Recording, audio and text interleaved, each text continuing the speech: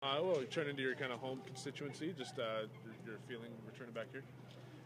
Well, it's great. It's great to be back in Edson. I was here in the summer, but of course I grew up here in this part of Alberta and spent my high school years here and played hockey here. And so I always love coming back. It brings back lots of memories. Hinton and Edson and Grand Cache and Jasper.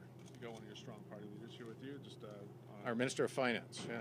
and you're endorsing Robin. Just tell us about Robin's return to looking to become an MLA again. Sorry, which? Sorry, just talk about Robin looking to return to become an MLA one more time.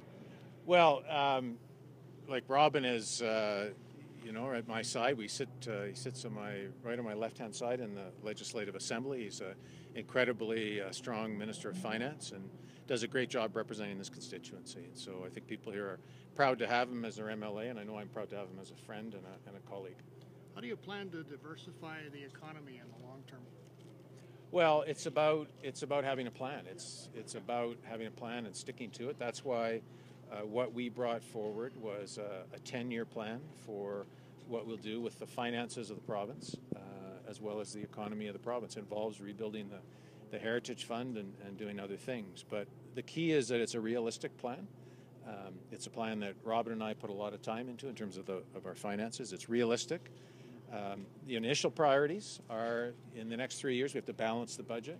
We have to reduce waste in government, and we have to protect frontline jobs. That's the big challenge that we all face as Albertans over the next 3 years. But does that include alternative industries in the overall picture? Sure. Well, it includes building on the strengths that we have, in energy and forestry and tourism and in agriculture, doing a lot with our knowledge-based economies in those areas too. Can you respond to the, Sure. the challenge that you seem to be throwing out to the opposition parties today? Well, what are you expecting from them?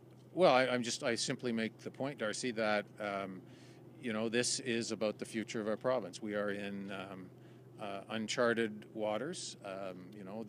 We've experienced a $7 billion collapse in our public finances this year. It'll be $6 billion next year, $5 billion in the year after that.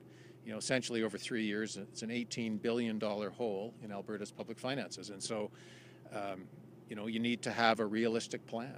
And what this election is about having a mandate from Albertans to make the changes that need to be made, to make the tough choices that need to be chosen to move the province forward in those circumstances. And, it's fine for those on the extreme right and the extreme left to criticize, but it's incumbent on them to put a plan forward that's realistic, that shows Albertans how they would deal with a problem of this magnitude. We've put a plan forward, and we'll be campaigning on it.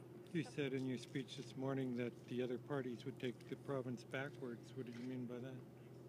Well, I think it's clear. I mean, on the extreme right, we have, people that would cut. They would cut frontline services in terms of schools, in terms of hospitals, in terms of other public facilities.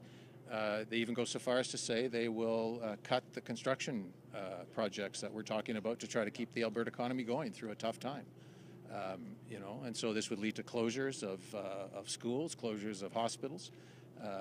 That's not the solution. That's not what Albertans are asking for, and I think that's something that we all need to be worried about. On the left, we have the NDP, who simply want more government spending, simply want to continue to bloat government, want to continue to run up the debt, and hope that there's another oil boom to bail us out.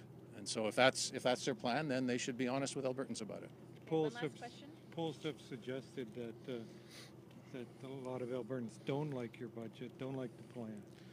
Listen, there are tough choices faced with $18 billion in deficits over the next 3 years because of a collapse in oil prices. There are tough choices that governments need to make and that Albertans need to make.